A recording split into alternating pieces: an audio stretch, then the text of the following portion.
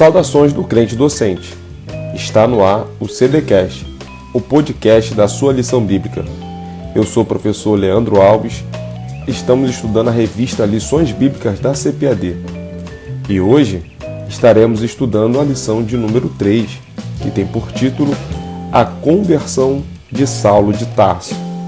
Mas antes, gostaria de pedir a você que nos acompanha neste momento que divulgue o trabalho realizado pelo crente docente. Para isso, se inscreva no nosso canal, deixe o seu like e acione o sininho para ficar por dentro das nossas novidades.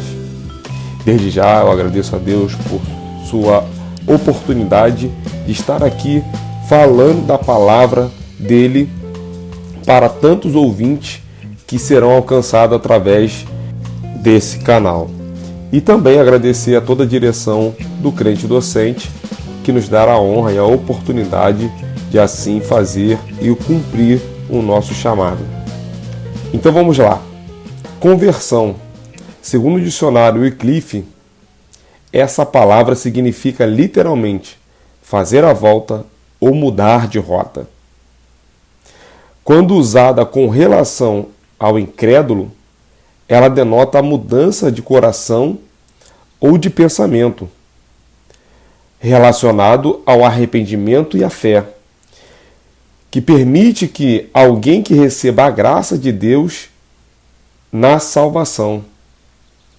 É um ato exclusivo de Deus, justificação e regeneração. Então nós estamos diante de uma conversão do até então Saulo, que depois mais para frente vai ser chamado Paulo.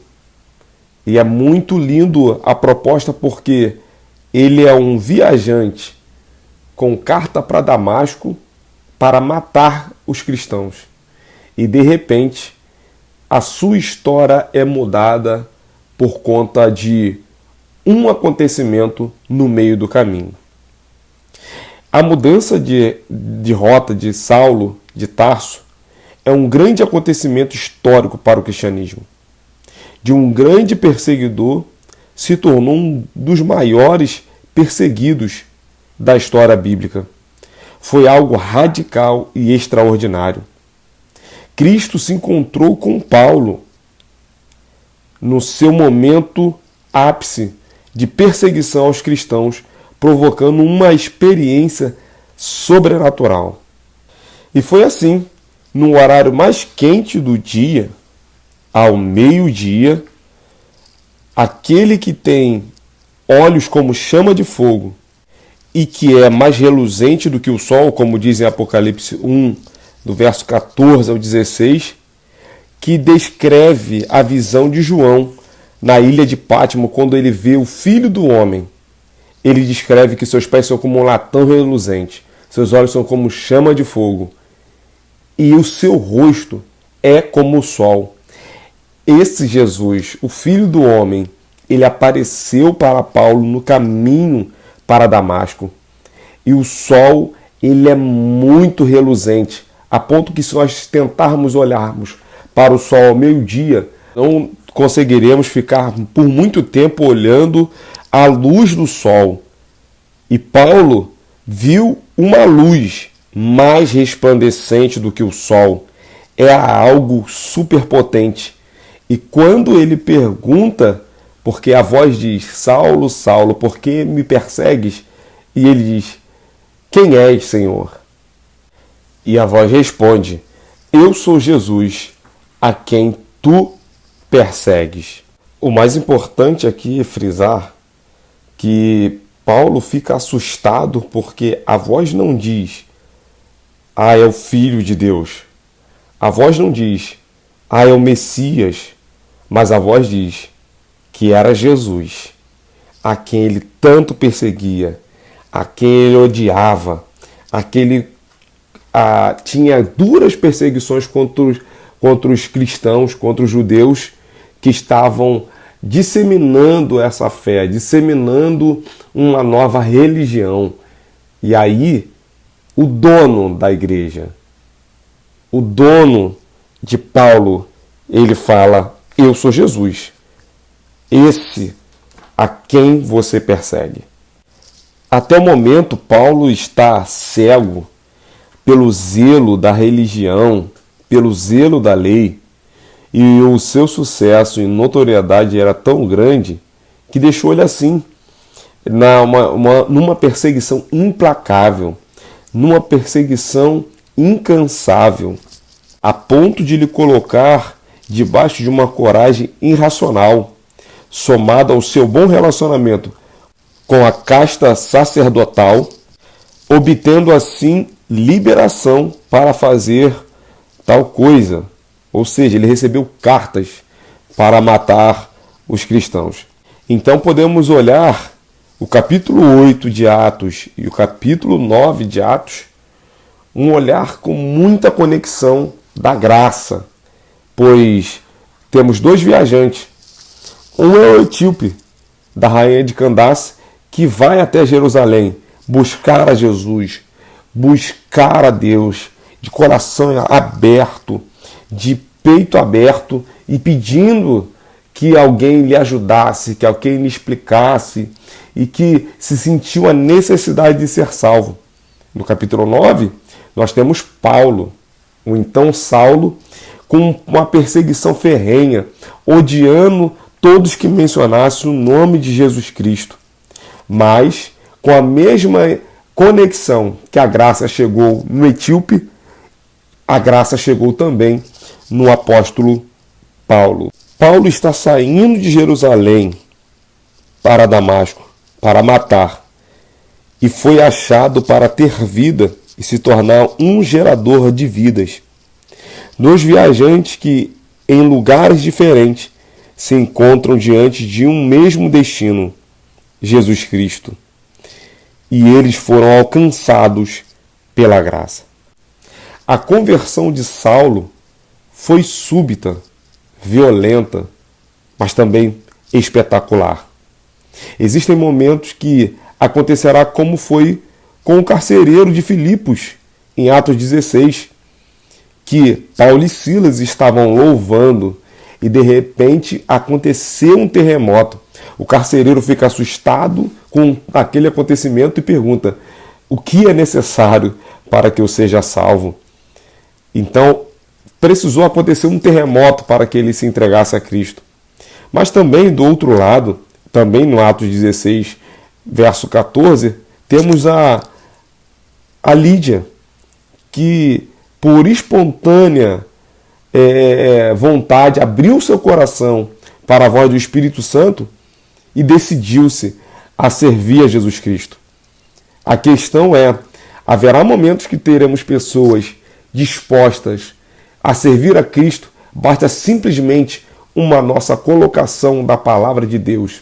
E haverá momentos que teremos alguém como Saulo, duro, arredio e obstinado a fazer maldades contra o povo de Deus. Mas independente do tipo de pessoa que seja e dos seus ofícios, todas elas podem ter o seu caminho, o seu destino mudado, como foi apresentado aqui em Atos 16. Duas pessoas com histórias diferentes, mas que encontraram também um mesmo destino. Mas o intrigante na graça é: o que Paulo fez para merecer a salvação? Nós podemos responder isso numa só palavra: nada. Ele nada fez, pelo contrário. Ele foi o homem que consentiu na morte de Estevão, consentiu na morte de um grande pregador e teve esse grande pregador como um herege. Então, um homem que fazia os seus requintes de crueldade, o que esse homem poderia merecer da parte de Deus?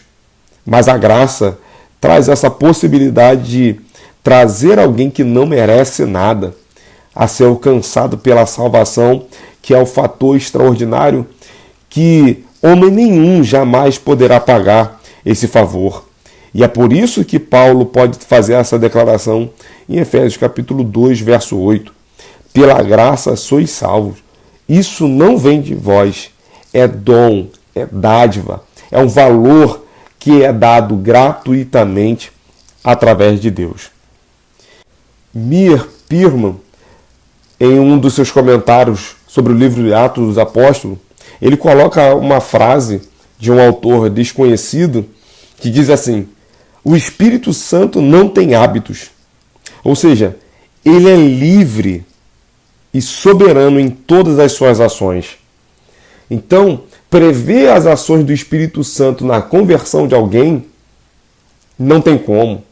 É de repente, aos nossos olhos, tentar delimitar ou tentar achar que o Espírito Santo vai vir por um caminho, não tem como prever, porque a ação do Espírito Santo age na sua multiforme graça.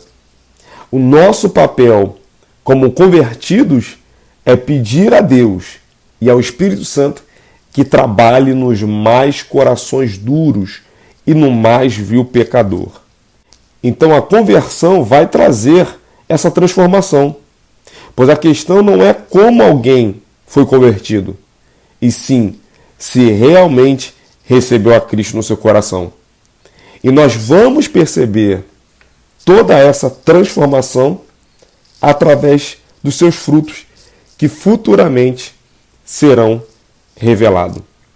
Mas nós não podemos deixar de citar que, no processo de conversão, aconteceu com Paulo e acontece na vida de todo aquele que se rende a Cristo o processo da regeneração, que deve ser distinguida da justificação.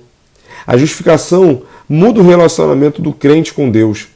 A regeneração afeta sua natureza moral e espiritual e a transforma. A justificação remove sua culpa. A regeneração, sua atrofia espiritual, de forma que ele passa da morte espiritual para a vida espiritual. A justificação traz o perdão do pecado. A regeneração, a renovação da vida espiritual para que o indivíduo possa atuar como um filho de Deus. A regeneração também deve ser distinguida da santificação. A santificação ou a vida de crescimento progressivo na graça começa somente após a regeneração e continua até que o crente vai estar com Cristo ou até a ressurreição. Contudo, a santificação é citada em termos similares à regeneração. O cristão é exortado a ser transformado pela renovação da mente, como diz em Romanos 12, 2, a revestir-se de um novo homem e a considerar-se morto para o pecado, mas vivo para Deus. E tudo isso aponta para o período de santificação do crente, que começa com a sua regeneração, como diz em Romanos 6, do 3 a 11. E aqui chegamos às 3 faculdades interiores transformadas na conversão. Tudo isso passa pelo processo da faculdade intelectual, faculdades emocionais e da faculdade da vontade. A faculdade intelectual está falando do raciocínio, o culto racional, a racionalidade, a faculdade de pensar. A Bíblia chama isso de conhecimento do pecado. É quando você toma conhecimento, é quando a lei é apresentada para você e ela diz que você está errado. E você, com o seu próprio intelecto, compreende isso. A faculdade das emoções é manifestar a tristeza pelo pecado contra um Deus santo e justo. E aí nós nos lembramos de pessoas que, às vezes, vão dar seus testemunhos, vão contar as suas experiências de conversão, e ela conta da sua vida pregressa, conta de como aconteceu e o que ela fazia antes, e de repente a gente se depara com algumas pessoas que contam a sua história com um ar de graça e de alegria, mas não pelo processo da conversão, mas com prazer daquilo que fazia antes. E, na verdade, o processo da conversão, o processo da regeneração, ele trabalha em nós, trazendo essa consciência emocional de que tudo quanto nós fazíamos lá fora estava tudo errado. E isso deve gerar em nós consternação pelo pecado, e não prazer pelo pecado, e não a satisfação pelo pecado. Davi, no Salmo 51, que é o salmo da sua regeneração por conta de um pecado cometido, ele não fala com alegria. Você consegue perceber dentro do texto que ele não exprime alegria, porque ele tem medo de perder a salvação. Então, assim deve ser na vida de todo aquele que se converte a Cristo. Não deve se manifestar nenhum prazer em favor do pecado. E aí entra a última faculdade, que é a questão da vontade. É quando a pessoa consegue perceber, raciocinar a respeito de quando a lei é apresentada e que ele percebe que está errado, as suas emoções lhe apontam o desprazer pelo pecado, e aí ele decide seguir ou não, cometendo os mesmos erros, tomando as mesmas atitudes, ou deixando o Espírito Santo convencê-lo do pecado, da justiça e do juízo. Pois só o Espírito Santo, como diz em João 16, é que vai convencer o homem do pecado, da justiça e do juízo. E assim nós podemos tomar consciência de onde estávamos e de onde nós estamos hoje. E eu posso concluir essa lição a respeito da frase no capítulo de número 9, no versículo 5. Saulo, Saulo. O conhecimento de Deus a respeito da nossa vida e da nossa estrutura, da nossa limitação. E nós podemos trazer uma comparação dentre tantos textos bíblicos, mas eu cito alguns deles aqui. É quando Deus chama Abraão, no capítulo 22, versículo 11 de Gênesis. É quando Deus chama Jacó, Gênesis 46, verso 2. É quando Deus chama Moisés, Moisés, Êxodo 3, verso 4. É quando ele diz Marta, Marta, Lucas 10, 41. É quando ele olha para cima e vê Zaqueu lá em cima de uma figueira, Lucas 19, verso 5. E é quando ele também fala a respeito de Cornélio. E aí nós podemos concluir que Salmo 139, Deus nos conhece. O conhecer aqui é sondar do avesso, é sondar profundamente. E o salmista diz que Deus nos conhece quando nós ainda éramos informes. Então que essa lição possa nos trazer esse processo de reflexão e também entender que Deus conhece, sabe da nossa história, sabe da nossa trajetória e também pode nos encontrar ou pode encontrar a qualquer um outro pecador, independente que ele esteja com o coração disponível, com a facilidade de se entregar a Cristo, ou se ele esteja com o coração duro para se apresentar a Cristo, como foi o caso de Paulo. O importante é, seja num terremoto, seja num clarão de uma grande luz, ou seja numa doce brisa suave de uma voz, Deus pode regenerar e mudar a vida de um mais vil pecador. E eu encerro aqui essa breve exposição da revista e eu te peço mais uma vez que você possa acompanhar aí o canal do Crente Docente no Instagram, no Facebook e ativar aí o sininho para as notificações também no YouTube. Eu tenho certeza que vai edificar muito a sua vida e você será muito abençoado. Que Deus te abençoe.